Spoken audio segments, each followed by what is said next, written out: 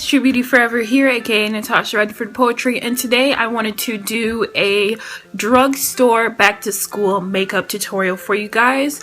I wanted to give a thank you to Sarah Burry who requested this look, and you know, I'm trying to do all the looks that you guys request, so let me know in the comment section below what you would like to see. I had to do a voiceover because there was a lot of dogs barking and a lot of birds chirping and just a lot of noise in general outside, so I hope that's okay with you guys. I tried to do a very natural look and used, I believe, all drugstore products, and if it wasn't a drugstore product, it was a very affordable product, so I hope you guys enjoy this, and if you're interested, keep on watching. So it's very important to prime your face before you start your makeup so it'll stay on all day. So I'm using Nivea's Men Sensitive Post Shave Balm because it has a lot of glycerin in it, and that helps your makeup to stay on all day.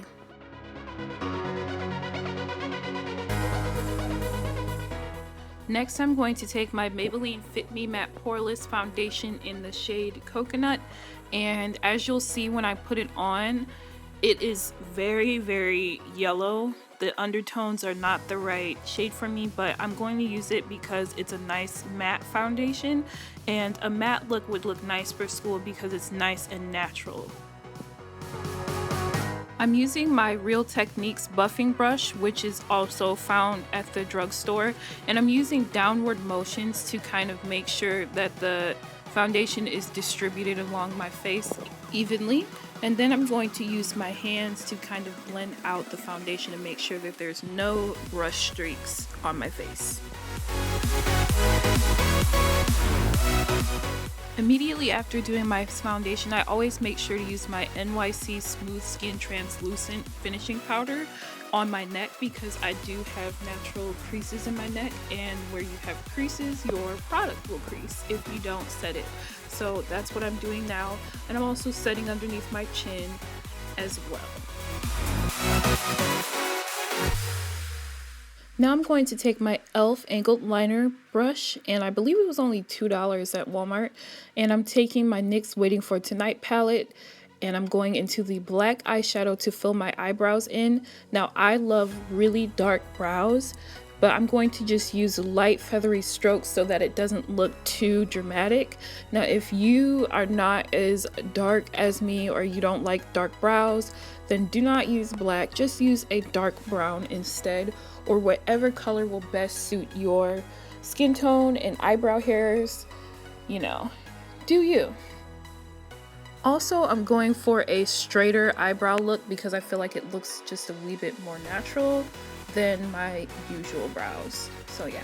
Now I'm going to take my Tawny Concealer by CoverGirl, and I'm going to use an angled eyeshadow brush to just carve out my brows, which is just using concealer to clean up any mistakes that you make, to make them look nice and fleeky. Now I'm going to take my NYX eyeshadow base in Skin Tone, not my skin tone, but Skin Tone, and I'm going to use that as my primer on my lids. Okay, so now taking the NYX Waiting for Tonight palette, I'm going to take that peach color and use that as a transition shade in the crease, and that's going to just help us blend out those colors that will be applied later. And now I'm taking these two colors you see here and mixing them together for the perfect shade on my mobile eyelid. This brush that I'm using is from e.l.f. and it was only $1. Make sure you blend in between each step. I'm going to use that same blending brush and go into this nice deep brown and use that in my crease to add just a little more dimension.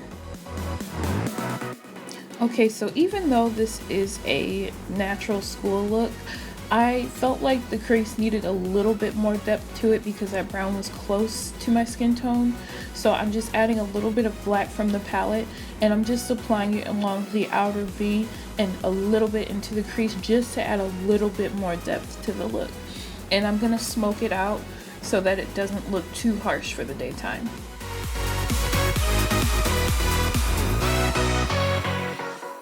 Touch up the colors that you need to as necessary. I'm adding a little bit of that black to the outer half of my lower lash line to give it a little bit of smokiness. I'm taking NYX eyeshadow base in White Pearl and putting that on my waterline because that will help your eyes to look a little bit more awake since school can really make you feel tired throughout the day.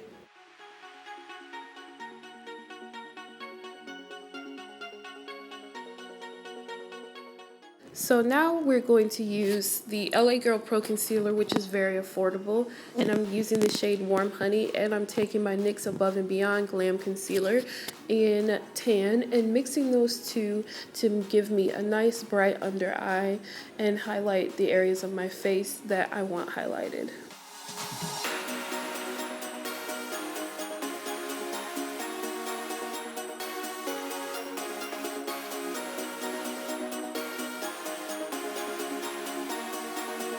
I set my face using that same translucent powder that I used before. Now I'm using CoverGirl Queen Collection's Natural Hue Makeup in True Ebony to contour my face.